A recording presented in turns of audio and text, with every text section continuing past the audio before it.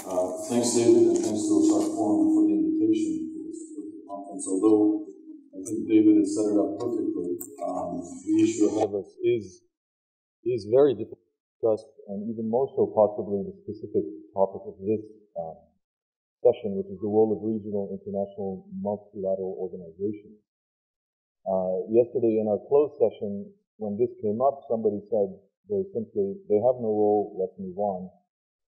We don't have that privilege to do just that. I think we do need to address it to some degree. I'll try to be as positive as I can, although I'm afraid I do share David's view that we're only at the beginning of a period of very difficult politics in the region and globally, so we'll get into that.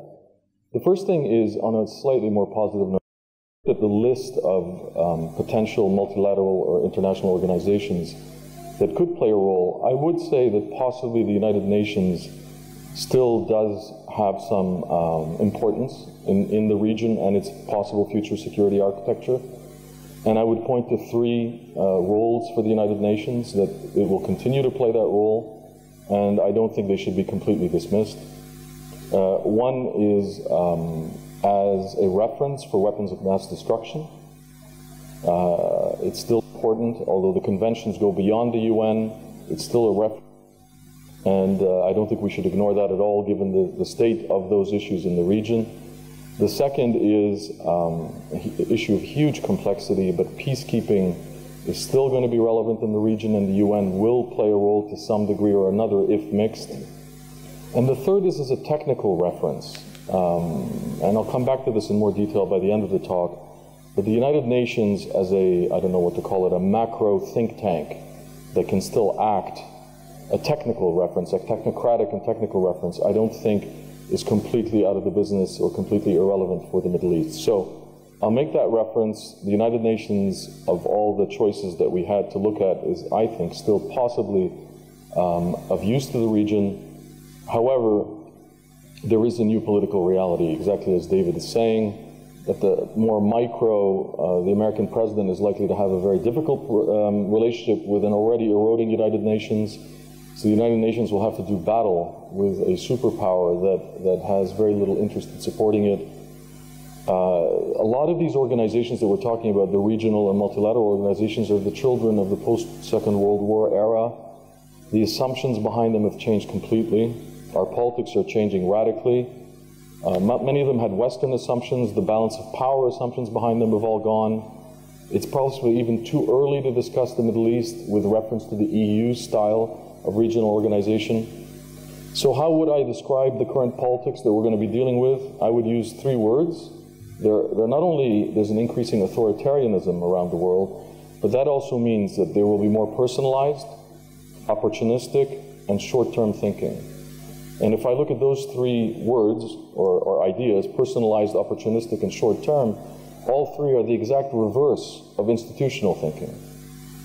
So we're really treading into waters that are almost the opposite of having to deal with institutional systems.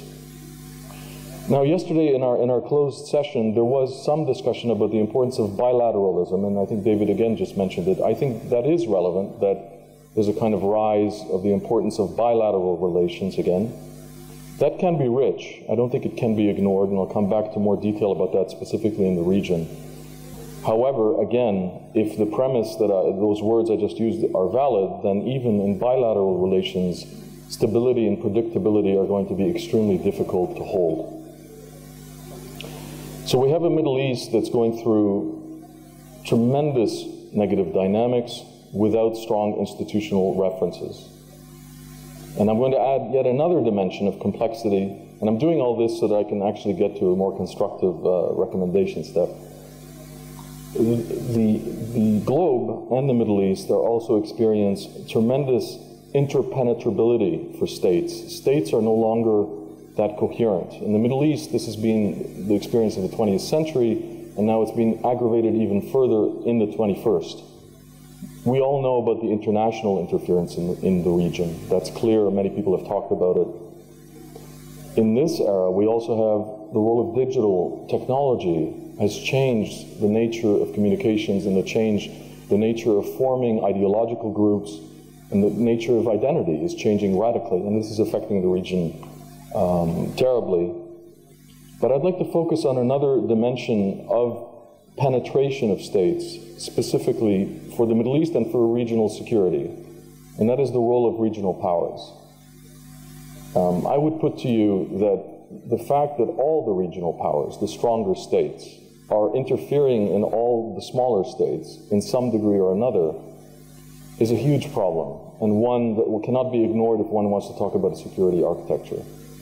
And I say that for a very simple reason. The state structures in the Middle East are already weak. And nobody touches them, they're weak.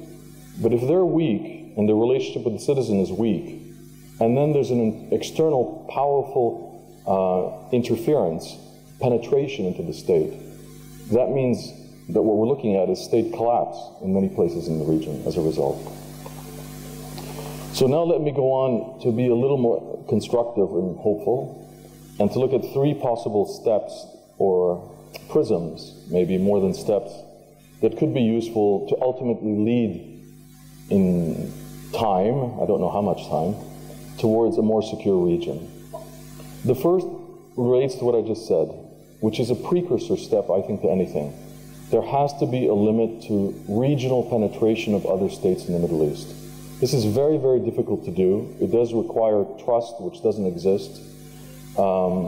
It's a tall order, I'm not diminishing it. And I think it relates to one thing, though, which is a much more serious conversation about the difference between interest and interference.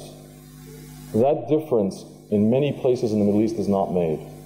Many states have an interest in other states, but that doesn't not necessarily mean it should lead to interference in that state.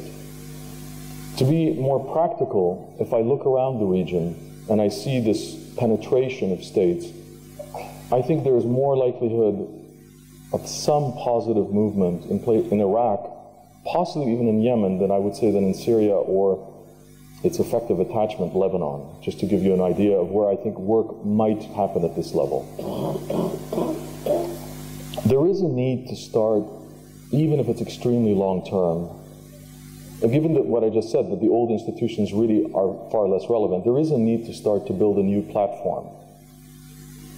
The idea of building a big umbrella is very desirable, but I think it's absolutely politically impossible right now. So what can we do? And I think there are basically two choices. One is to focus on a theme, an issue, for example, terrorism and counterterrorism, and see who's willing to work on that and start to rally people around that issue and working concretely on that. Obviously, that's already out there, but it needs to gel a lot more. The other, as I said, a reflection of the reality we're living in, which is bilateralism. The Iran-Turkish relationship is complex, has many layers, has many levels.